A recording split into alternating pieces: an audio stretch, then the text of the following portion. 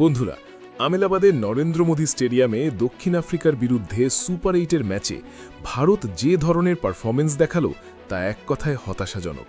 এই হারের পর গোটা দেশে যেমন নিরাশার ঢেউ নেমে এসেছে, তেমনই চটেছেন ভারতীয় ক্রিকেটের কিংবদন্তিরা। শচীন টেন্ডুলকার থেকে শুরু করে বীরেন্দ্র সেহবাগ, যুবরাজ সিং এবং সুনীল গাভাস্কর সবাই টিম ইন্ডিয়ার কৌশল আর ব্যাটিং নিয়ে তুলোধনা করেছেন। কেন এই হার আর কোন খেলোয়াড়কে টিম থেকে ছেঁটে ফেলার দাবি উঠছে, আজকের ভিডিওতে আমরা এই সবটা জানাবো, তাই শেষ পর্যন্ত সঙ্গে থাকুন। ম্যাচের শুরুটা কিন্তু ভারতের পক্ষে মন্দ ছিল না। দক্ষিণ আফ্রিকার অধিনায়ক আইডেন মার্করাম টসে জিতে ব্যাটিংয়ের সিদ্ধান্ত নেন। দ্বিতীয় ওভারেই জসপ্রীত বুমরা তার বিষাক্ত ইনসুইঙ্গারে কুইন্টন ডিকককে বোল্ড করে ভারতকে দারুণ শুরু এনে দেন। এরপর হার্দিক পান্ডিয়া ফেরান মার্করামকে। একসময় দক্ষিণ আফ্রিকার স্কোর ছিল মাত্র 20 রানে 3 উইকেট, কিন্তু এরপরই ম্যাচের মোড় ঘুরিয়ে দেন তরুণ ডেভল্ট ব্রেভিস এবং অভিজ্ঞ ডেভিড মিলার।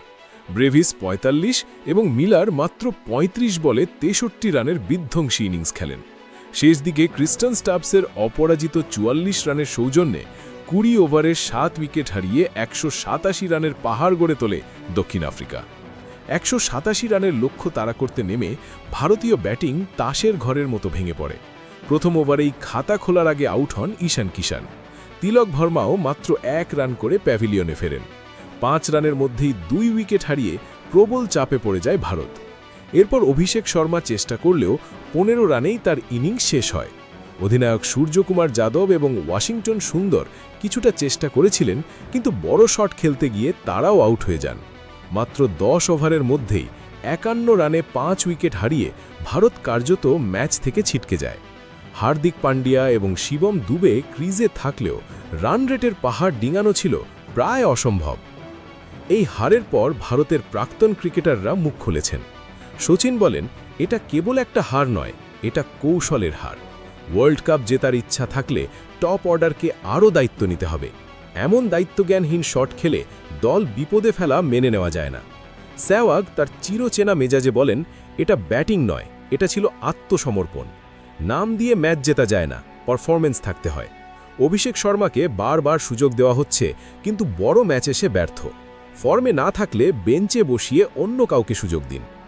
যুবরাজ বেশ আবেগপ্রবণ হয়ে বলেন, প্রতিভা থাকলেই হয় না, সেটাকে কাজে লাগাতে হয়। 10-15 বল সেট না হয়ে বড় শট খেলা বোকামি। সিনিয়রদের উচিত ছিল ম্যাচটা টেনে নিয়ে যাওয়া।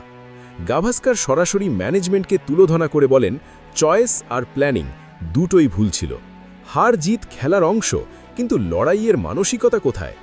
সত্যি 187 রান তাড়া করতে নেমে 10 ওভারে 5 উইকেট হারানো কোনো পেশাদার দলের পরিচয় নয়।